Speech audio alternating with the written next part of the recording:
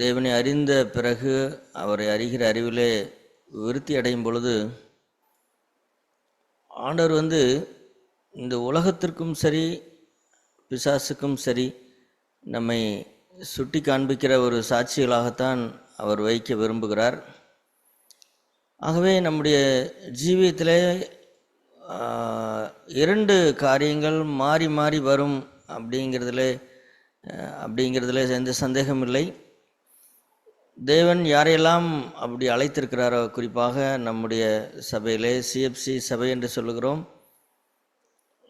நம்முடைய சபையில் இருக்கிற ஒரு மேன்மை என்ன அப்படின்னு கேட்டால், இந்த எல்லா தேவனுடைய ஆலோசனைகளையும் நம்முடைய வாழ்க்கையிலே நிறைவேற்றி முடிப்பதற்கு நாம் அழைக்கப்பட்டிருக்கிறோம் என்று சொல்லலாம். ஆகவே இது ஒரு பெரிய பொறுப்பு. அதே நேரத்திலே அதுக்குரிய விளைக்கிறையும் அதிகம்தான். இருந்தாலும் அதனுடைய பலனும் மகிமையும் இன்னும் அதிகமாக இருக்கும். ஆகவே இந்த நாளிலையும் கூட நாம் பவுல் வாழ்க்கையை நாம் பார்க்கிறோம். பவுல் தான் வேதத்திலே நான் கிறிஸ்துவை பின்பற்றுகிறது போல என்னை பின்பற்றுங்கள் அப்படின்னு சொல்லின ஒரு மனிதன். ஆகவே அவருடைய வாழ்க்கையிலிருந்து நாம் இன்னும் சொல்லப்போனால் அதிகமான விஷயங்கள், அதாவது பவுல் தான் தேவனுடைய அநேக விஷயங்களை தன்னுடைய வாழ்க்கையில நிறைவேற்றினவர், அல்லது தேவனுடைய அநேக ரகசியங்களை அவர்தான் பெற்றுக்கொண்டார். நமக்கு தெரியும், பல ரகசியங்கள் அதில் உண்டு. சபையை பற்றினதான ரகசியம் எனக்கு தெரிய வந்திருக்கிறது என்று அவர் சொல்வார். தேவபக்தியை பற்றினதான ரகசியம் எனக்கு தெரியும் என்று சொல்வார். அதுபோல பல ரகசியமான காரியங்களை அவர் பெற்றிருந்தார். நாம் இங்கே வாசிக்கிறோம், பிலிப்பியர் 4ஆம் அதிகாரத்திலே, பிலிப்பியர் 4ஆம் அதிகாரம், அந்த பிலிப்பிய சபையார் பவுலுக்கு மிகவும் நெருக்கமாக இருந்தார்கள். அவர்கள் பவுலை அநேக நேரங்களிலே தாங்கினார்கள். தங்களுடைய காணிக்கையினாலே, தங்களுடைய உதவியினாலே அவரை தாங்கினார்கள். என்றால் அவர் தேவனுக்கென்று ஊழியம் செய்கிறபடினாலே அவர் வேலை செய்து கொண்டுதான் ஊழியம் செய்தார். இருந்த போதிலையும் கூட எல்லா நேரங்களிலையும் அப்படி செய்ய முடியாத நேரங்களும் இருந்தது. அந்த மாதிரி நேரங்களெல்லாம் அவருக்கு குறைவு ஏற்பட்ட போதெல்லாம் அவர்கள் அவரை தாங்கினார்கள். எனவே அவர்கள் பிலிப்பி சபையார் ஒரு நல்ல சபை என்று நாம் சொல்லலாம். இந்த விஷயத்திலே பவுலை அவர்கள் அடிக்கடி விசாரித்தார்கள். அந்த காலத்தில் இப்பொழுது இருக்கிறது போல ஒரு ஃபோன் பண்ணால் உடனே ஒருத்தரோடு தொடர்பு கொண்டு விடலாம். ஆனால் அந்த காலகட்டத்தில் அப்படி கிடையாது. ஒரு தொடர்பு ஒரு கடிதத்தின் மூலியமாகவோ ஒன்று நடக்க வேண்டும் என்று சொன்னால் அந்த நாட்கள் எல்லாம் அது ஒரு நபர் கொண்டு போய் கொடுத்தால் ஒழிய அது போய் சேராது. அஞ்சல்காரர்கள் என்று சொல்லி அந்த காலத்தில் இருப்பார்கள்.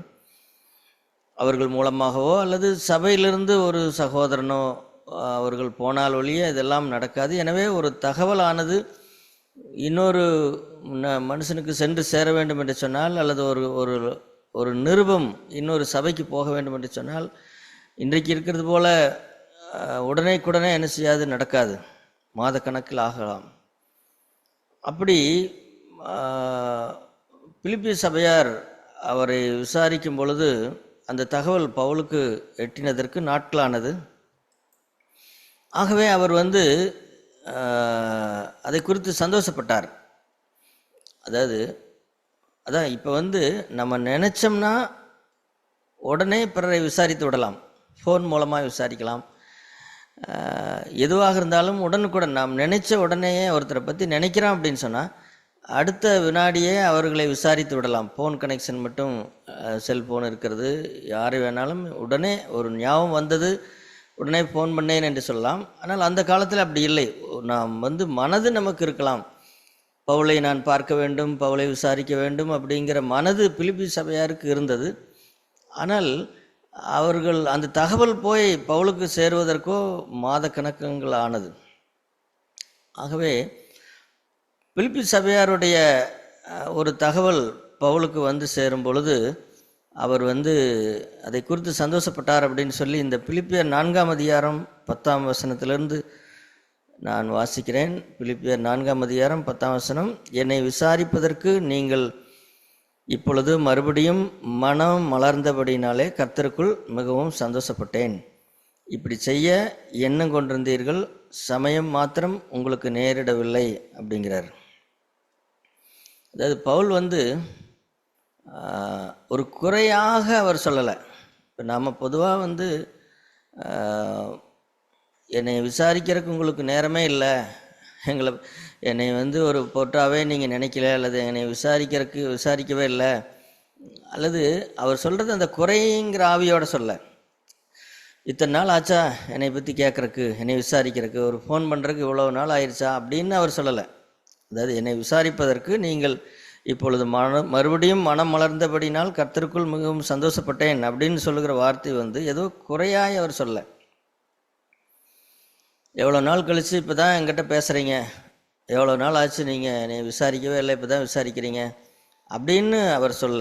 அதாவது பவுல் எப்பொழுதுமே நமக்கு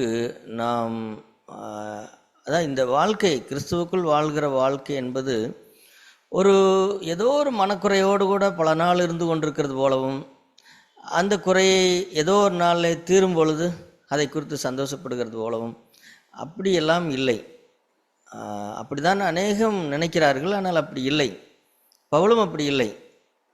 ஆகவே அவர் என்ன சொல்லுகிறார்னா, நீங்கள் என்னை விசாரிப்பதற்காக நான் சந்தோஷப்படுகிறேன். இப்படி உங்களுக்கு செய்ய உங்களுக்கு மனம் இருந்தது, எண்ணம் கொண்டிருந்தீர்கள், ஆனால் சமயம் மாத்திரம் உங்களுக்கு நேரிடவில்லை அப்படின்னு சொல்லி பவுல் மற்றவர்களை எவ்வளவு டீசெண்டாக பேச வேண்டுமோ அப்படி பேசுவார். அது உண்மையும் கூட. பொய்யெல்லாம், அதாவது மற்றவர்களை முகத்துதி செய்கிற மாதிரி அவர் பேச மாட்டார், உண்மைத்தான் சொல்லுவார். அதே நேரத்தில் அவர் பேசுகிற அந்த விதமானது நாம் நன்றாக பவுலிடத்திலிருந்து கற்றுக்கொள்ள வேண்டும். பவுல் நேரடியாக யாரையாவது கண்டிக்க வேண்டும் என்று சொன்னால் நேரடியாக கண்டிப்பார். ஆனால் அதே நேரத்தில் தன்னை பற்றியோ தனக்காக ஏதாவது நடக்க வேண்டும் என்று சொன்னால் ரொம்பவும் தாழ்மையாக, ரொம்பவும் ஒரு அடிமையை போல கீழே ரொம்பவும் தன்னை தாழ்த்தி தான் அதை கேட்பார். அல்லது அதை அவ்வளவு ஒரு குறையாக அவர் பேச மாட்டார். அவர் அதை பெற்றுக்கொள்வதற்கு நான் பாத்திரன் அல்ல அப்படிங்கிற மாதிரி தான் அவர் பேசுவார். அது பவுலிடத்திலிருந்து நாம் கற்றுக்கொள்ள வேண்டிய ஒரு நல்ல பாடம் அது.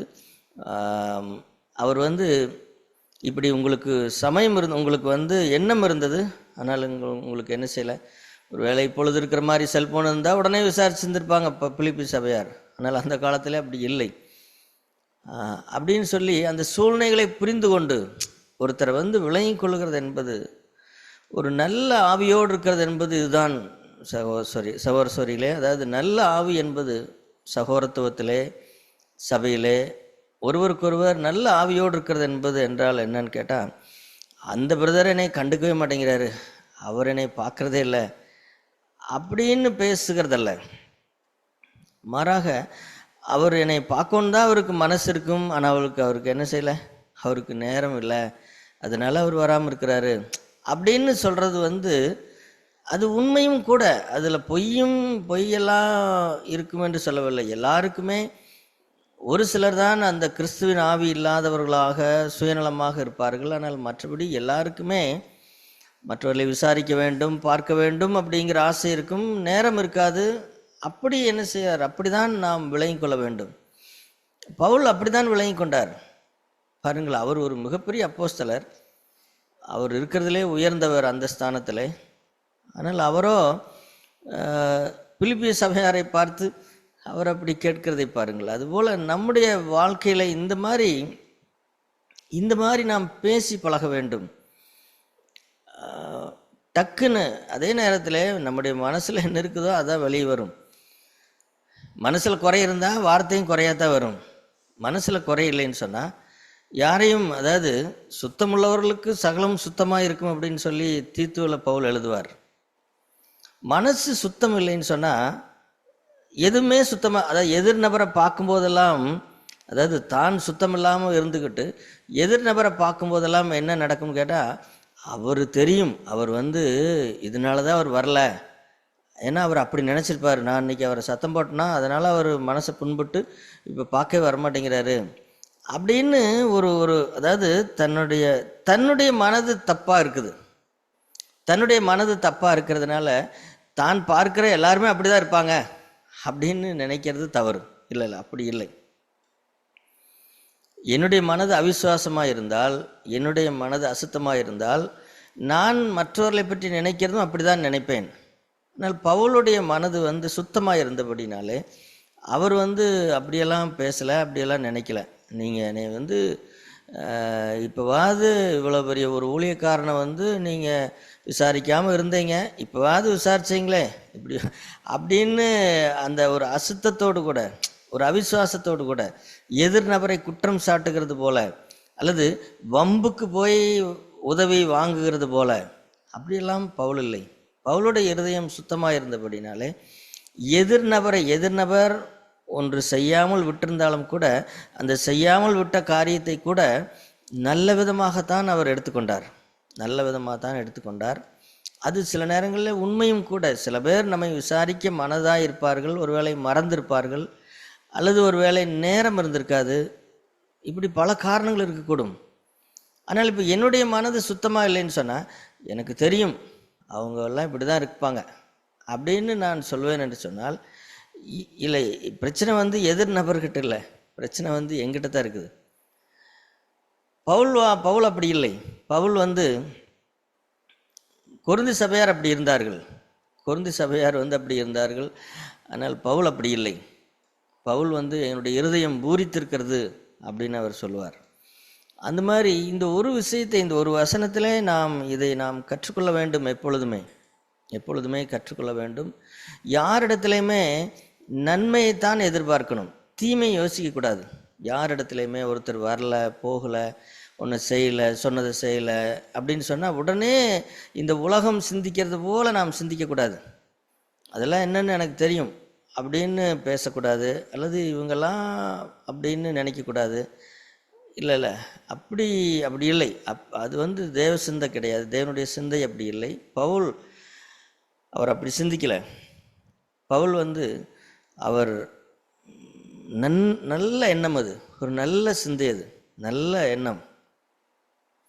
சரி, இப்படி சொல்வதும் கூட அவர் அதையும் அவர் சொல்கிறார். இப்படி சொல்வது, நீங்கள் என்னை விசாரிப்பதற்கு இப்போ நீங்கள் மனம் மலர்ந்தபடினாலே நான் சந்தோஷப்படுகிறேன் அப்படின்னு சொல்லுகிறது கூட ஏதோ ரொம்ப நாளாக எதிர்பார்த்துக்கிட்டு இருந்தேன், இப்போ தான் நீங்கள் விசாரிச்சுக்கிறீங்க, அதுக்காக ரொம்ப சந்தோஷம் அப்படிங்கிற ஆவியில் அவர் சொல்ல. அடுத்த வசனத்தை பாருங்கள். அடுத்த வசனம், என்னுடைய குறைச்சலினால் நான் இப்படி சொல்லுகிறதில்லை அப்படிங்கிறார். எனக்கு ஒரு குறைவு இருந்தது, யாருமே விசாரிக்க மாட்டேங்கிறாங்க, அல்லது பிலிப்பி சபையார் எத்தனையோ அவங்களுக்காக நான் பிரயாசப்பட்டிருக்கிறேன், அவங்க அப்படின்னு ஒரு மனதுக்குள்ள ஒரு குறை இருந்தது, அந்த குறையினால் நான் இப்படி சொல்லலை அப்படிங்கிறார். அவர் இல்லை, அப்படி அவர் சொல்லவே இல்லை. மனசுக்குள்ள ஒரு குறை இருந்தது, அந்த குறையை வச்சுக்கிட்டு அவர் அப்படி சொல்லலை. அப்படி சொல்லாமல் அவர் என்ன சொல்கிறாருன்னா, நான் எந்த நிலைமையில் இருந்தாலும், ஏனெனில் நான் எந்த நிலைமையில் இருந்தாலும் மன ரம்மியமாக இருக்க கற்றுக்கொண்டேன் அப்படிங்கிறார். பாருங்கள், இந்த மனது தான் இது இந்த மனது இருந்தால்தான் நாம் பேசுகிற பேச்செல்லாம் சுத்தமாக இருக்கும், நாம் பிறரோடு பழகிற பழக்கம் சுத்தமாக இருக்கும், சகோதர ஐக்கியமும் சுத்தமாக இருக்கும். இல்லை என்று சொன்னால் எதுவுமே சுத்தமாக இருக்காது. தேவன் பவுலுக்கு மிகப்பெரிய பாடங்கள், அவர் ஒருவேளை இந்த காலத்திலே படிப்பில் எத்தனையோ உயர்ந்த தரங்கள் இருக்கிறது அல்லவா, அந்த மாதிரி பவுல் பிஹெச்டி பண்ணுறது அப்படிம்பாங்க கடைசியில், அந்த மாதிரி பவுல் உயர்ந்த தரங்களை அவர் கற்றுக்கொண்டார். அதை கற்றுக்கொண்டேன் அப்படிங்கிறார். தேவன் ஒவ்வொரு பாடமாக அவருக்கு நடத்தி அவர் இந்த ஒரு இடத்துக்கு விட்டார். அது எந்த இடம்னு கேட்டால், எந்த நிலைமையில் இருந்தாலும் மன ரம்மியமாக இருக்க கற்றுக்கொண்டேன். எந்த நிலைமையில் இருந்தாலும் அவர் ஒருத்தர் விசாரித்தாலும் சரி, ஒருத்தர் விசாரிக்கலையும் சரி, அல்லது விசாரிக்கலைன்னா அது குறித்து ஒரு ஒரு மனசுக்குள்ள ஒரு குறுகுறுப்போட குறையோடையே இருந்துக்கிட்டோ, இல்லை எதுவுமே இல்லை. எப்படி இருந்தாலும் மனிதர்கள் விசாரித்தாலும் சரி, விசாரிக்காவிட்டாலும் சரி, அல்லது ஒன்று கிடைத்தாலும் சரி, கிடைக்காவிட்டாலும் சரி, எல்லா நேரங்களிலையும் மனரமியமாக இருக்க அவர் என்ன செய்தார்? அவர் கற்றுக்கொண்டார். அது அந்த அது அது அப்படி கற்றுக்கொண்டபடினாலே அவருடைய பேச்சு சுத்தமாக இருந்தது, அவர் பிறரிடத்தில் பழகின பழக்கம் சுத்தமாக இருந்தது, எந்த குறையும் இல்லை. இப்போது இதற்காக தேவன் என்ன செய்தார் அப்படின்னு கேட்டால், அடுத்து அவர் சொல்கிறார் 12ஆம் வசனத்திலே, தாழ்ந்திருக்கவும் எனக்கு தெரியும், வாழ்ந்திருக்கவும் எனக்கு தெரியும், எவ்விடத்திலையும் எல்லாவற்றிலும் திருப்தியாக இருக்கவும், பட்டினியாக இருக்கவும், பரிபூர்ணம் அடையவும், குறைவிடவும் போதிக்கப்பட்டேன். இது தெரியும் அப்படிங்கிற அந்த வார்த்தை ஒரு வேலை தெரிகிற விஷயத்தை போல, இப்போ நான் செய்கிற வேலையாக இருக்கலாம், அல்லது நீங்கள் அநேக சகோதரர்கள் செய்கிற வேலையாக இருக்கலாம். அந்த வேலை செய்ய தெரியும் அப்படிங்கிறது ரொம்ப முக்கியமான விஷயம். இந்த வேலை செய்ய அவருக்கு தெரியுமா? அல்லது ஒரு மேசனால் வேலையாக இருக்கலாம், ஒரு ஒர்க் ஷாப் வேலையாக இருக்கலாம், ஒரு எலக்ட்ரிக்கல் வேலையாக இருக்கலாம்.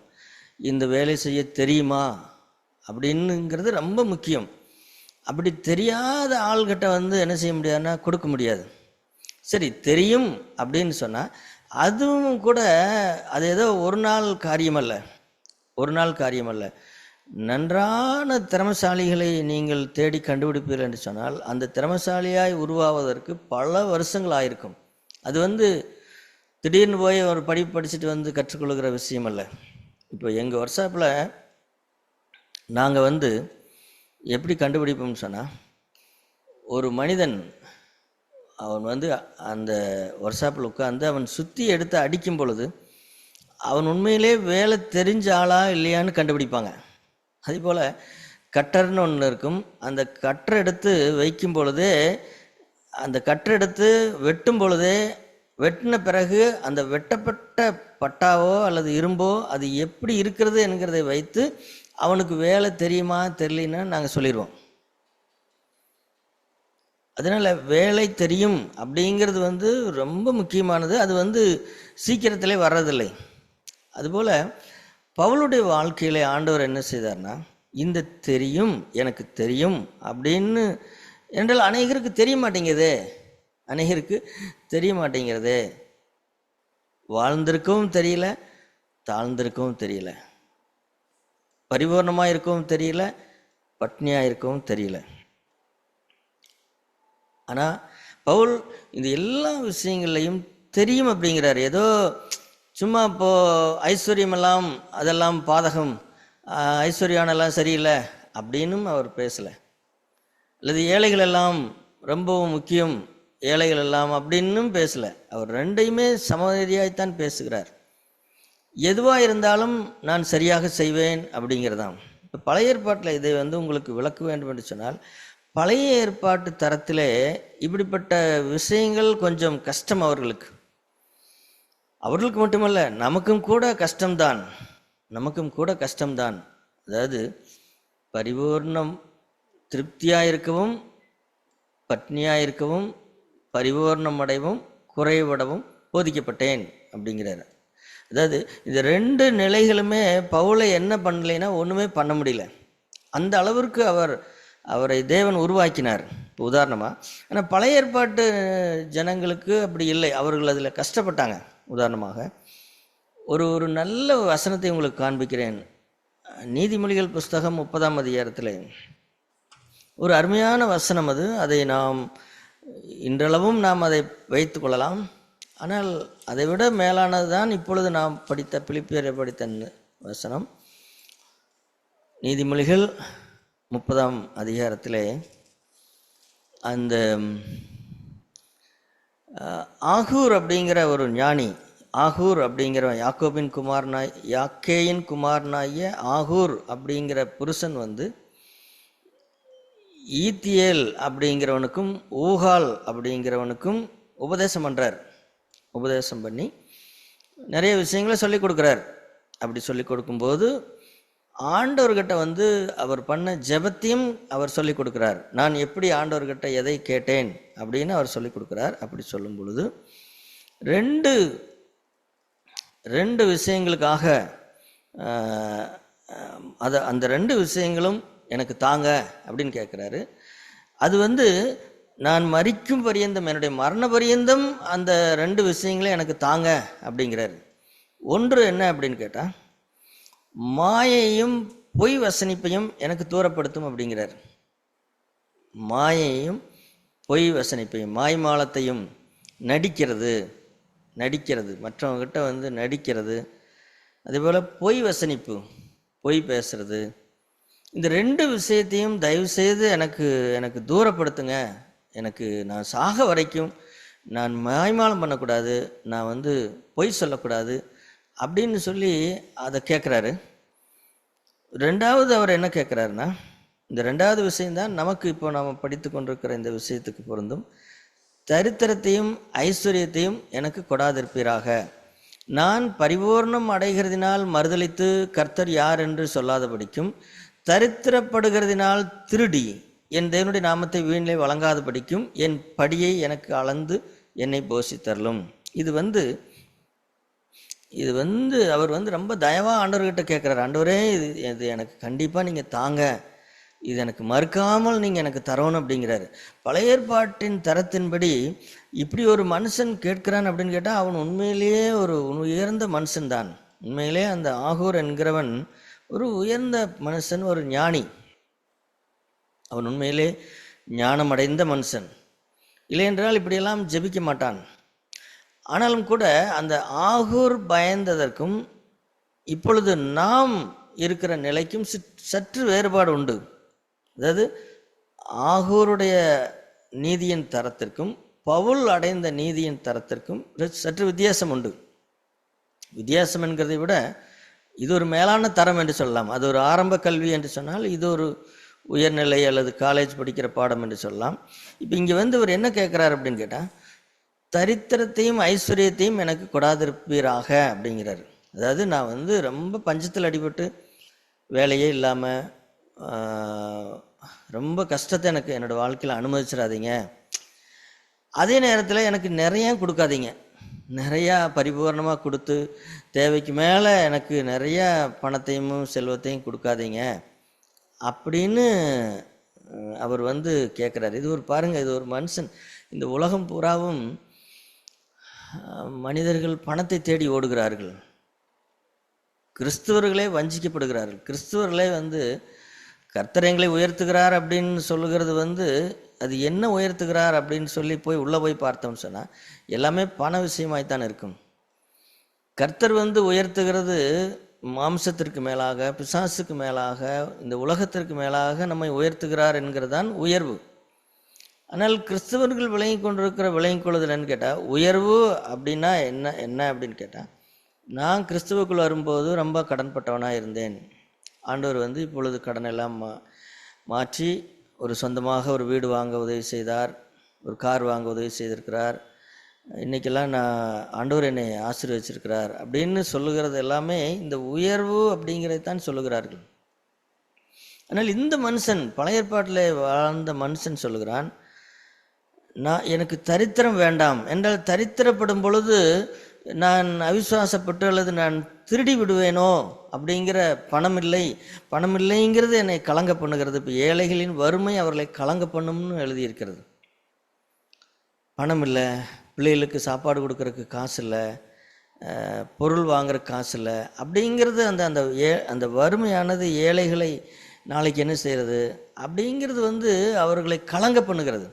இப்போ கலங்க பண்ணி என்ன பண்ணுகிறது அப்படின்னு கேட்டால், ஏதாவது ஒரு பொருளை திருட பண்ணுகிறது, அல்லது ஒரு கூட்டி குறைச்சி பேச சொல்லுகிறது.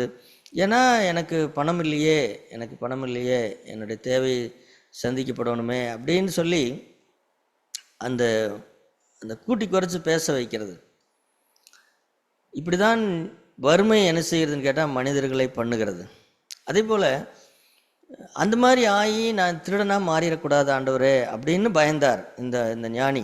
பயந்து எனக்கு ரொம்ப தரித்திரத்தை எல்லாம் கொடுக்காதீங்க, எனக்கு எனக்கு வந்து என்னுடைய தேவைக்கு தக்கதாக எனக்கு நீங்கள் கொடுங்க, என்னுடைய படியை அளந்து போசியும் அப்படிங்கிறார். எனக்கு எனக்கு தேவையானதை தயவுசெய்து ஆண்டவரே எனக்கு கொடுங்க. நான் வந்து பணத்தினால கஷ்டப்படும் பொழுது தரித்திரம் அடைஞ்சு நான் ஏதாவது தப்பு பண்ணிடக்கூடாது, நான் ஏதாவது கூட்டி குறைச்சி பேசிடக்கூடாது, நான் ஏதாவது திருடிடக்கூடாது அப்படின்னு பயந்தார் அவர். என்றால் இந்த காலத்தை விட அந்த காலகட்டங்களில் வறுமை அப்படிங்கிறது ரொம்ப மோசமானது. ஆமாம், அந்த காலகட்டங்களில் வறுமை என்பது அவ்வளவு கொடுமையாக இருக்கும் அந்த நாட்களில். ஆகவேதான் அந்த மனுஷன் அப்படி கேட்கிறார். அப்படி ஆண்டவரே எனக்கு என்னுடைய படியை எனக்கு எனக்கு தேவையானதை எனக்கு கொடுத்துருங்க, எனக்கு கொடுத்துருங்க, நான் வந்து ஒரு நாளும் அப்படி ஆயிடக்கூடாது அப்படின்னு அவர் சொல்கிறார். அதே போல் எனக்கு நிறைய கொடுக்க வேண்டாம் அப்படிங்கிறார். இதுதான் ஒரு ஆச்சரியமான விஷயம். எனக்கு நிறைய கொடுக்காதீங்க, நான் பரிபூர்ணம் அடைகிறதுனாலே கர்த்தர் யார் என்று சொல்லாதபடிக்கும் அப்படின்னு அவர் கேட்கிறார். அதாவது ஐஸ்வர்யம் என்ன செய்யும் அப்படின்னு கேட்டால், நம்மை கடைசியில் அது வந்து கர்த்தரை மறக்க செய்கிறது. நிறைய பேர் பணம் குறைவாக இருந்த நேரத்திலே ஆண்டவரை பின்பற்றினதற்கும் பணம் அதிகமான நேரத்திலே ஆண்டவரை பின்பற்றுவதற்கும் வித்தியாசம் இருக்கிறது. ஆமாம், ஏனென்றால் பணம் என்பது ஒரு மனுஷனுக்குள்ளாக ஒரு ஒரு ஒரு ஒரு பாதுகாப்பையும் அல்லது ஒரு ஒரு திமிரையும் அல்லது ஒரு ஏதோ ஒரு ஒரு ஒரு சுயநம்பிக்கையும் அவனுக்கு கொடுத்து விடுகிறது. ஒரு ஏழைக்கு அப்படி கொடுப்பதில்லை, ஏழைக்கு அப்படி இல்லை. பணம் நிறைய வைத்திருக்கிறவனோ அவனுக்கு அது ஒரு பெரிய நம்பிக்கையை அது கொடுக்கிறது. அதனால தான் ஆண்டவர் வந்து இஸ்ரேல் ஜனங்களுக்கு மோசே சொல்லி கொடுக்கும் பொழுது, நீ வந்து ஒரு நாளும் இப்படி சொல்லக்கூடாது, நீ போய் சுதந்திரிக்க போன உன்னுடைய தேசத்தில் நீ நன்றாய் வாழ்ந்திருக்கும் பொழுது என்னுடைய கைப்பலனும் என்னுடைய சாமர்த்தியமும் இந்த செல்வத்தை எனக்கு சம்பாதித்தது என்று தயவு செய்து உன்னுடைய உள்ளத்திலே சொல்லிக்கொள்ளாதே அப்படின்னு அவர் சொல்லி கொடுத்தார். வெகு சீக்கிரத்தில் என்னுடைய திறமை நான் நல்லா வேலை செய்கிறேன், நான் நல்ல வேலைக்காரன், அதனால் எனக்கு கிடைத்தது அப்படின்னு தயவு செய்து சொல்லாதே. நீ வந்து ஒரு நாள் ஆண்டவர் உனக்கு சுகத்தை எடுத்து விட்டால் நீ படுத்துக்கவே கட்டலை, எந்திரிக்க முடியாது நீ. அதனால் பணத்தை சம்பாதிப்பதற்குரிய பலனை அவர் தான் கொடுக்குறார். இப்போ அவர் கொடுத்த பலத்தினாலே நீ ஓடி ஓடி சம்பாரித்து இப்போ அவரையே கேள்வி கேட்குற அளவுக்கு அல்லது அவரையே மதிக்காத அளவுக்கு போகிறேன்னு சொன்னால் உன்னை படுக்கையில் போடுறது நல்லது தானே? உன்னை படுக்கையில் போடலாமா வேண்டாமா? ஆமாம், அப்படி அந்த மாதிரி நான் ஆயிடக்கூடாது ஆண்டவரே. ஏன்னா அந்த காலத்தில் ஆகூர் அதை பார்த்தார். வசதி பெருகின போது கர்த்தரை மறந்து போனார்கள். சாலமோன் ஞானி அப்படிதான் போனார். அவருக்கு வந்து எக்கச்சக்கமான பணம், அவரை பார்க்கலையும் துரிதமாய் சம்பாதித்தவர் ஒருவரும் இல்லை. அதாவது நிமிஷத்துக்கு இத்தனை பொன் அல்லது ஒரு மணி நேரத்திற்கு இத்தனை டன் பொன் அவருக்கு வந்தது. ஒரு மணி நேரத்துக்கு அவர் சம்பாதித்த அந்த சம்பாத்தியத்தை எடுத்து பார்த்தால் வெளிநாடுகளில் இருந்து அப்படியே சும்மா என்னத்தையோ சாதாரண பழமாயிட்டெல்லாம் வரமாட்டாங்க. வர்றவனெல்லாம் பொண்ணும் வெள்ளியுமா கொண்டாந்து கொட்டுவான். அதாவது அந்த சாலமோன் காலத்தில் என்ன ஆச்சரியன்னா, வெள்ளிங்கிறது அது ஒன்றுக்காகாதுங்க, அது யாருங்க கொண்டு வந்தா, எதுக்கு நீங்கள் கொண்டு வரீங்க, வெள்ளியெல்லாம் எதுக்குங்க அப்படின்னு சொல்கிற அளவுக்கு இருந்தது. அந்த மாதிரி டன் கணக்கா பொன்னையும் இதெல்லாம் கொண்டு வந்தாங்க. அப்போது சாலமோன் சம்பாதித்த சம்பாத்தியத்தை பார்த்தால் ஒரு மணி நேரத்துக்கு இவ்வளோ சம்பாதிச்சார். இப்போ நாம் சொல்கிறோம்ல, ஒரு மணி நேரத்துக்கு எனக்கு 100 ரூபாய்ங்க, 8 மணி நேரத்துக்கு 800 ரூபா அல்லது 1000 ரூபா அல்லது ஒரு மணி நேரத்துக்கு 500 ரூபா சம்பளம்னா 8 மணி நேரத்துக்கு எவ்வளோ ஆச்சு அந்த மாதிரி. ஆனால் என்ன நடந்தது அப்படின்னு கேட்டால், கடைசியிலே சாலமோன் பின்வாங்கி போனான். அவனுடைய ஐஸ்வர்யம், அவன் இந்த ஜெபத்தை அவன் பண்ணவே இல்லை. ஆகூர் பண்ண ஜெபத்தை சாலமோன் பண்ணியிருந்திருப்பார் என்று சொன்னால் அவர் நல்லா இருந்திருப்பார். ஆண்டவரே எனக்கு நான் பின்வாங்கி போய்விடுவேன் அப்படின்னு அவர் ஐஸ்வர்யம் வந்தபோது பயப்பட்டிருக்க வேண்டும். பணம் வரும்பொழுது நாம் கொஞ்சம் பயப்பட வேண்டும். ஆண்டவரே இதை பயன்படுத்துவதற்குரிய கிருபை எனக்கு தாங்க அப்படின்னு சொல்லி கேட்க வேண்டும். இப்போ இப்படி அவர் என்ன செய்தார்னு கேட்டால், அவர் சொல்கிறார், நான் தரித்திரப்படுகிறதுனாலே திருடி என் தேவனுடைய நாமத்தை வீணிலே வழங்காதபடிக்கும் பரிபூர்ணம் அடைகிறதுனாலே மறுதலித்து கர்த்தர் யார் என்று சொல்லாதபடிக்கும் என்னுடைய படியை அளந்து போசியும் அப்படிங்கிறார். இப்போ சாகும் வரைக்கும் வறுமையும் வேண்டாம், பெரிய பணக்காரனும் ஆக வேண்டாம், அளவாக எனக்கு கொடுங்க ஆண்டவரே, அது போதும் அப்படின்னு அவர் ஜெபம் பண்ணார். இப்போ இது என்னன்னு கேட்டால், இது பழைய ஏற்பாட்டின் தரம். நாகூர் இப்போ சொல்கிறதெல்லாம் நல்ல நிலைதான், இதில் எந்த தவறும் இல்லை. ஆனால் அவர்களுக்கு ஒரு பயம் இருந்தது. என்ன பயம் இருந்ததுன்னு கேட்டால், வறுமை என் இருதயத்தை கலங்க பண்ணுமோ அப்படிங்கிற பயம் இருந்தது. பரிபூர்ணம் என்னை தேவனுடைய நாமத்தை தேவனை யார் என்று நான் சொல்லிவிடுவேனோ அப்படிங்கிற பயம் அவர்களுக்கு இருந்தது. ஆனால் புதிய உடன்படிக்கையிலே நாம் இங்கே வாசிக்கிறோம். நாம் திரும்ப பிலிப்பியர் 4ஆம் அதிகாரத்துக்கு வருவோம். பிலிப்பியர் 4ஆம் அதிகாரத்திலே பவுல் என்ன சொல்லுகிறார் அப்படின்னு கேட்டால், பவுல் இப்படி ஜெபிக்கல. பவுலுக்கு வறுமை வந்தது. சில நேரங்களில் அவர் பசியாக இருந்தார். 2 கொரிந்தியரிலே நாம் வாசிக்கிறோம், பசியினால் இருந்தேன், நிர்வாணத்தில் இருந்தேன் அப்படின்னு எல்லாம் அவர் சொல்கிறார். அநேக நேரங்களில் நாம் சாப்பிடுகிறது போல கூட பவுல் சாப்பிடவில்லை. நாம் 3 வேளை நல்லா சாப்பிடுகிறோம். ஆனால் பவுல் அநேக நேரங்களில் அவருக்கு நல்ல சாப்பாடு கிடையாது. ஆனால் வறுமை, நல்ல துணிமணி கிடையாது பவுலுக்கு. ஆனால் என்ன ஆச்சரியம்னு கேட்டால், அந்த வறுமை அவரை கலங்க பண்ணவே இல்லை. ஆகூரை கலங்க பண்ணது போல, அல்லது நான் ஏதாவது திருடிடுவனோ, நான் அப்படி ஆயிடுவனோன்னு பயப்பட்டது போல, இந்த வறுமை என்ன செய்யலைன்னு கேட்டால், தரித்திரம் பவுலை ஒன்றுமே செய்யவில்லை. பவுல் அந்த நேரத்திலையும் மனரமியமாய்த்தான் இருந்தார். தரித்திரத்திலையும் மனரமியமாய் இருந்தார். அதே போல அவருக்கு உயர்ந்த செல்வாக்கும் சில நேரங்களில் வந்தது. உதாரணமாக அவர் ரோமாபுரி ஜெயிலுக்கு கொண்டு போகிற அந்த காலகட்டத்திலே அவர் எருசலேமிலே சிறை வைக்கப்பட்டிருந்தார். அந்த காலம், அதற்கு பிறகு அவர் செசரியாவிலே சிறை வைக்கப்பட்டிருந்தார் என்று நினைக்கிறேன். அந்த காலகட்டத்திலெல்லாம் அவரிடத்துல பணம் இருந்தது. அதனால்தான் அந்த ஒரு பேலிக்ஸ் அப்படிங்கிற ராஜாவோ அல்லது யாரோ இன்னொரு ராஜா என்ன செய்வான்னு கேட்டால், பவுல் அவனை விடுதலை பண்ணுவதற்கு எனக்கு பணம் கொடுப்பான் அப்படின்னு அவன் நம்பிக்கையோடு அடிக்கடி கூப்பிட்டு பேசினான்.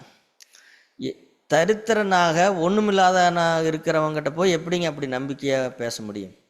அவங்ககிட்ட பணம் இருக்குது அப்படின்னு தெரிஞ்சதுனால தானே அவர் பணம் கொடுப்பாரு அப்படின்னு நம்பிக்கையோட ஒரு பெரிய, இதற்கு அவன் ஒரு பெரிய ஆள், ஒரு தேசாதிபதியாய் அல்லது ஒரு காற்பங்கு தேசாதிபதியோ யாரோ அப்படிப்பட்ட ஒரு பெரிய மனுஷன்.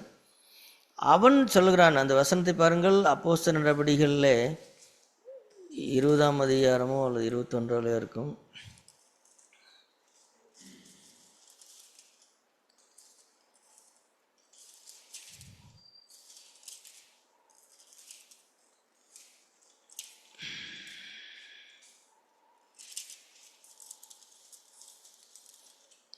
இப்போ 24ஆம் அதிகாரம் 26வது வசனம். மேலும் அப்போஸ்தலர் நடபடிகள் 24:26, மேலும் அவன் பவுலை விடுதலை பண்ணும்படி தனக்கு அவன் பணம் கொடுப்பான் என்று நம்பிக்கையுள்ளவனாக இருந்தான். அது நிமித்தம் அவன் அநேகம் தரம் அவனை அழைத்து அவனுடனே பேசினான் அப்படின்னு சொல்லி பார்க்கணும். அதாவது கிட்டத்தட்ட 2 வருஷம் அங்கே ஜெயிலில் இருந்தார் பவுல். இந்த 2 வருஷத்தில் பல தடவை கூட்டு பேசினார். யார் அப்படின்னு கேட்டால், பேலிக்ஸுங்கிறவன் தான் அந்த ராஜா மாதிரி இருந்தவன். அவனே பெரிய பதவியில் இருக்கிறான். அவன் இவன் பணம் கொடுப்பான். இவர் யார்? இவர் ஒரு கைதி. பவுல் ஒரு கைதி. ஆனால் அந்த காலகட்டத்தில் பவுலுடைய சொத்துக்கள் அவருடைய குடும்பத்தின் மூலமாய் பவுலுக்கு கிடைத்ததாக சொல்வார்கள். ஆமாம், பவுலுடைய அப்பா மிகப்பெரிய பணக்காரர். அந்த காலகட்டத்தில் பவுலுடைய சொத்துக்கள் அவங்க அப்பா பவுலுக்குன்னு தந்தவைகள் எல்லாம் பவுலுக்கு கிடைத்ததாக சொல்வார்கள். அதனால தான் பணம் அவனிடத்தில் இருந்தபடினாலே அவன் பணம் கொடுப்பான் நம்பிட்டே அவர் என்ன செய்தார்? அவர் இருந்தார். ஆனால் அப்படி நடக்கலை. அப்போ என்னன்னு கேட்டால், பணம் இருந்த இதிலிருந்து நாம் என்ன கற்றுக்கொள்கிறோம்னு கேட்டால், பவுலுக்கு பணம் இருந்த காலமும் ஒன்று இருந்தது, பணம் இல்லாத காலமும் ஒன்று இருந்தது. தன்னுடைய நாளைக்கு சாப்பாட்டுக்கு வேலை செய்யணுங்க. நாளைக்கு சாப்பாட்டுக்கு வேலை செய்யணும். அப்படி தான் அவர் கஷ்டப்பட்டார். நாளைக்கு வேலை செய்யணும், அப்போ தான் சம்பளம், இல்லைன்னா சாப்பாட்டுக்கு வழியே கிடையாது. இது யார்? ஒரு மிகப்பெரிய அப்போஸ்தலன், பல சபைகளை ஸ்தாபித்த மனுஷன். ஒவ்வொரு சபையாரும் அவருக்கு பணம் அனுப்பியிருந்தாங்க. அவருக்கு எந்த வேலையை அவர் செய்ய வேண்டிய அவசியமே கிடையாது. ஆனால் அவர் அப்படி செய்யலை. இப்போ என்னென்னு கேட்டால், இந்த விஷயத்திலேருந்து கற்றுக்கொள்கிற பாடம்னு கேட்டால், பவுலுக்கு அவருடைய வறுமை அவரை ஒன்றும் பண்ணலை, அவருடைய ஐஸ்வர்யமும் அவரை ஒன்றும் பண்ணலை. இந்த பாடத்தை தான் அவர் கற்றுக்கொண்டார். இன்னொரு விதத்திலே சொல்லப்போனால், தெரியும், எனக்கு வேலை தெரியும், எனக்கு வேலை தெரியும்னு சொல்கிறார். எல்லாரையும் விட்டு வீட்டை கட்ட முடியாது, எல்லாரையும் விட்டு ஒயரிங் பண்ண முடியாது, எல்லாரையும் விட்டு கதவு செய்ய முடியாது. இப்போ தெரியும் அப்படின்னா என்ன தெரியும்? நான் எவ்வளவு கஷ்டம் எனக்கு நடந்தாலும் நான் மறுதலிக்க மாட்டேன், நான் தேவனுடைய நாமத்தை பரிசுத்த குலைச்சலாக்க மாட்டேன் அப்படிங்கிற திறமை எனக்கு இருக்குது அப்படின்னு சொல்கிறார். அதே போல் பணம் நிறைய வந்தாலும் அது நிமித்தம் நான் என்ன செய்ய மாட்டேன், அது நிமித்தம் தேவன் யார் என்று கேட்க மாட்டேன், அல்லது நான் ஒரு பந்தாவா திரிகிற மாதிரியோ, ஒரு திமிரா திரிகிற மாதிரியோ, அல்லது மற்றவர்களை அற்பமாக எண்ணுகிற மாதிரியோ அப்படியெல்லாம் பணம் என்னை ஒன்றும் பண்ணாது. அதுவும் எனக்கு தெரியும். பணத்தை எவ்வளவு ஐஸ்வர்யத்தை வச்சும் வாழ்வதற்கு, எந்த தவறும் இல்லாமல் வாழ்வதற்கு எனக்கு தெரியும். அதே போல் ஒரு காசும் இல்லைனாலும் கூட அந்த நேரத்திலையும் எப்படி வாழ்வதென்று எனக்கு தெரியும். அந்த மனப்பான்மை தான் அவர் சொல்கிறார். இந்த ரெண்டும் எனக்கு தெரியும். இது நான் இப்படி போதிக்கப்பட்டேன் அப்படிங்கிறார். இப்படி தேவன் அவருக்கு கற்றுக் கொடுத்தார் அவருடைய வாழ்க்கை சூழ்நிலைகளை. எனவே தான் நம்முடைய வாழ்க்கையில் நடக்கிற எல்லா சூழ்நிலைகளையும் நாம் தயவுசெய்து நாம் அதை புரிந்து கொள்ள வேண்டும். அது ஒரு ரகசியம். அது சில நேரங்களில் இப்படி மாறி மாறி நடக்கக்கூடும். சில நேரங்களில் ரொம்ப கஷ்டப்படுகிற ஒரு சூழ்நிலை வரும். சில நேரங்களில் நிறைய பணம் நம்மிடத்தில் இருக்கக்கூடும். இந்த ரெண்டுமே மாறி மாறி வரக்கூடும். ஒரு சில நேரங்களில் என்ன நடக்கும்னு கேட்டால், சபை என்று வரும் பொழுது சபையில் ஏழையான சகோதரனும் இருப்பார், ஐஸ்வர்யமுள்ள சகோதரனும் இருப்பார். அன்றன்றைக்கு சாப்பாட்டுக்கே வழி இல்லாமல் அன்றன்றைக்கு வேலை செய்தால்தான் சாப்பாடு அப்படிங்கிற நிலவரத்திலையும் ஜனங்கள் சபையில் சகோதரர்கள் இருப்பார்கள். அதே போல் ஒரு வருஷமே வேலை இல்லைனாலும் கூட வச்சு சாப்பிட்ற அளவுக்கு பணம் இருக்கிற சகோதரர்களும் சபையில் இருப்பார்கள். இப்போ ஆண்டவர் இந்த ரெண்டு பேருக்குமே போதிப்பார். என்ன போதிப்பார்னு கேட்டால், கஷ்டப்படுகிற சகோதரனும் அந்த கஷ்டத்தினாலே அவன் ஒன்றும் ஆகிவிட மாட்டான். அதே போல் ஒரு வருஷத்துக்கு வேலை இல்லைனாலும் பணம் வச்சுக்கிட்டு சாப்பிடக்கூடிய சகோதரனும் அந்த பணத்தினாலே ஒன்று ஆக மாட்டான். இந்த ரெண்டு பேருமே நாங்கள் மனரமயமாக இருக்க கற்றுக்கொண்டோம், அல்லது பணம் என்னை ஒன்றும் செய்யாது அப்படின்னு ஐஸ்வர்யமுள்ள சகோதரன் சொல்லுவான். ஏழையான சகோதரன் என்ன சொல்லுவான்? வறுமை என்னை ஒன்றும் செய்யாது அப்படின்னு சொல்லுவான். இப்படி இந்த ரெண்டு விதமாக ஆண்டவர் என்ன செய்வார்னா, சபையிலே தம்முடைய அனந்த ஞானத்தை இப்படியெல்லாம் வெளிப்படுத்துவார். ஆகவேதான் சபை என்பது எல்லாரும் ஒரே சீரான முறையிலே இல்லை. எல்லாரும் ஒரே வருமானம், ஒரே தரம், ஒரே வாழ்க்கை தரம், ஒரே சாப்பாட்டு தரம் அப்படின்னு எல்லாம் ஆண்டவர் வைக்கிறது கிடையாது. ஏன் வைக்கிறது கிடையாதுன்னு கேட்டால், பரலோகத்திலே போய் எல்லாரும் சமமாய்த்தான் இருப்போம். ஆனால் இந்த பூமிக்குரிய வாழ்க்கையிலே அப்படி ஆண்டவர் வைக்கவில்லை. அதற்கு காரணம் என்னன்னு கேட்டால், இந்த பாடத்தை வித்தியாசமாய் போதிக்கிறார். பவுல் காலத்திலே அவர் ஒருவருக்கு போதித்தார், பவுலுக்கே போதித்தார். இப்பொழுதும் அப்படியும் போதிக்கிறார். இப்பொழுதும் நமக்கு ரெண்டுமே போதிப்பார். வறுமை வந்தாலும் அது என்னை ஒன்றும் செய்யாது. அது என்னை ஏதோ என்னை ஒன்று பண்ணுது, எனக்கு கஷ்டமாக இருக்குது, நான் அவிசுவாசப்படுறேன், நான் கவலைப்படுறேன் அப்படிங்கிற இடத்துக்கு என்னை கொண்டு போகாது. பணம் நிறைய வந்துக்கிறதுனாலே நான் ஏதோ ஒரு பந்தாவாக திரிகிற மாதிரி எல்லாம் கண்களை, என்னோடய பார்வை என்ன, என்னுடைய நடை என்ன அப்படிங்கிற மாதிரி என்னை பண்ணாது. ரெண்டுலேயும் அது எப்படி செய்ய வேண்டும் என்று எனக்கு தெரியும் அப்படின்னு அவர் போதிக்கப்பட்டார். சரி, இதுதான் புதிய உடன்படிக்கை. பழைய உடன்படிக்கையிலேயோ ஆகூரும் நல்ல மனுஷன்தான், அவன் ஜெபிக்கிற ஜெபமும் நல்ல ஜெபம்தான், அந்த தரம் நல்ல தரம் தான்.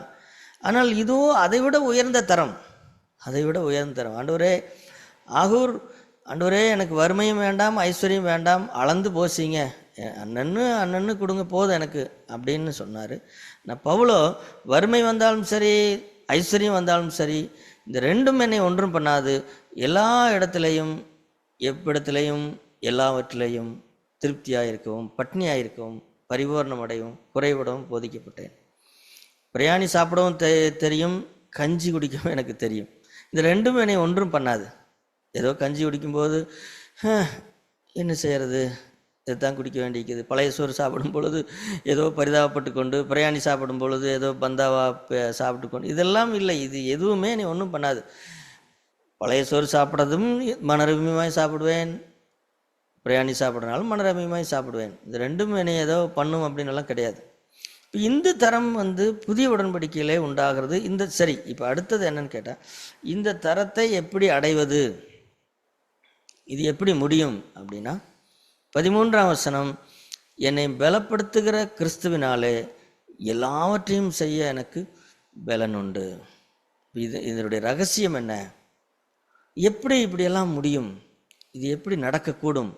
இப்படியெல்லாம் நடக்கிறது இல்லையே, உலகத்தில் இப்படி நடக்க மாட்டேங்குதே, பழைய ஏற்பாட்டு தரத்தின்படியே நடக்கலையே, எப்படி இது சாத்தியம்? எப்படி இது சாத்தியம் அப்படின்னா, என்னை பலப்படுத்துகிற கிறிஸ்துவினாலே, எனக்கு உள்ளாக இருந்து என்னை பலப்படுத்துகிற ஒரு கிறிஸ்து இயேசு, அவர் என்னை பலப்படுத்துகிறார். இந்த ரெண்டையும் செய்வதற்கு இப்போ இயேசு அவருடைய வாழ்க்கை பாருங்கள். அவர் ஒரு ஐஸ்வர்யவான் சாப்பிட கூப்பிட்டாலும் போய் சாப்பிட தெரியும். அதே நேரத்தில் எதுவுமே சாப்பிடாமலும் இருக்கும் அவருக்கு தெரியும். ஆமாம், குருவிகளுக்கு கூடுகளும் நரிகளுக்கு குழிகளும் உண்டு, மனுஷகுமாரனுக்கோ தலை சாய்க்க இடமில்லைனாரு. அப்படி சொல்லுகிறதுனாலே அவர் என்னமோ என்ன பண்ணி நான் இத்தனை வருஷமாக வாழ்ந்து என்ன பிரயோஜனம், எனக்கு ஒரு கூடு இல்லை, ஒரு குழி இல்லை அப்படின்னு அவர் பேசினாரான்னு கேட்டால் அப்படியெல்லாம் அப்படி பேசலை. அவர் தலை சாய்க்க ஸ்தலமில்லை இந்த உலகத்தில். அவருக்கு சொந்தமானதிலே வந்தார், அவருடைய சொந்தமானவர்களோ அவரை ஏற்றுக்கொள்ளவில்லை. இப்படியெல்லாம் இருந்தாலும் கூட அவருக்கென்று என்ன இல்லைன்னு கேட்டால் எதுவுமே இல்லை அவருக்கு. கடைசியில் அவர் அடக்கம் பண்ணது கூட அவரோட சொந்த இடத்துல அடக்கம் பண்ணல. நான் சொந்தமாக வாங்கின தோட்டத்தில் அடக்கம் பண்ணுறேன் அப்படின்னுலாம் கிடையாது. அது ஒரு ஐஸ்வர்யானுடைய கல்லறையில் தான் அவர் அடக்கம் பண்ணாங்க. அவருக்கு சொந்தமான கல்லறை கூட கிடையாது அது. ஏன்னா அந்த காலத்தில் கல்லறை தோட்டம் அல்லது அவரவர்களுக்கு சொந்தமான கல்லறை என்பது ஒரு கௌரவமான விஷயம் பழைய காலங்களில். ஆபிரகாம் தன்னுடைய மனைவியை எங்கேயோ ரோட்டில் அடக்கம் பண்ணிட்டு போகலாம் அப்படின்ட்டுலாம் அவர் போகலை. அவர் விலை கொடுத்து வாங்கி என்னுடைய மனைவி அடக்கம் பண்ணணும் அப்படின்னு விலை கொடுத்து நிலத்தை வாங்கி, இப்போ நாம் வீடு கட்டுறதுக்கு நிலம் வாங்குகிறோம், ஆனால் தன்னுடைய மனைவியை அடக்கம் பண்ணுறதுக்கு இடத்த வாங்கின மனுஷன் ஆபிரகாம். அப்படிதான் பழைய ஏற்பாட்டு தரம். ஆனால் இயேசுவை பாருங்கள், அவருக்கு அடக்கம் பண்ணுறதுக்கு கல்லறை இல்லை, சொந்த கல்லறையெல்லாம் கிடையாது. யாரோ ஒரு மனுஷன் தானமாகி கொடுக்குறான், அப்படி தான் அவர் அடக்கம் பண்ணார். அவர் பிறக்கும்போதும் அவருக்கு சொந்தமான இடம் இல்லை, அவர் இறக்கும்போதும் அவருக்கு சொந்தமான இடம் இல்லை. ஆனால் அது என்ன செய்யலைன்னு கேட்டால் அது அவரை ஒன்றுமே பண்ணலை. அவருக்கு வாழ்ந்திருக்கவும் தெரியும், தாழ்ந்திருக்கவும் தெரியும். அதே ஆவிதான் பவுலுக்கு இருந்தது. பவுல் அப்படி வாழ்ந்தார். ஆகவே அருமையான சகோதரர்களே, இவைகளை நம்முடைய வாழ்க்கையிலே ஆண்டவர் நமக்கு கற்றுத்தருவார். ஆகவே நமக்கு நடக்கிற சூழ்நிலை குறித்து ஏதோ ஒரு மாதிரி நினைக்காதீங்க, ஏதோ ஒரு மாதிரி நினச்சி கஷ்டப்படாதீங்க. இது ஆண்டவர் நமக்கு போதிப்பார், இது நமக்கு கற்றுக் கொடுப்பார். இது ஒரு பாடம் போல, இது ஒரு கல்வி. இது அந்த கல்வியை கற்றுக்கொண்டு அதில் நிலைத்திருப்பதற்கும் ஆண்டவர் நம்மை பலப்படுத்துவார். பவுலை பலப்படுத்தினவர் நம்மையும் பலப்படுத்துவார். தேவன் நமக்கு உதவி செய்வாராக.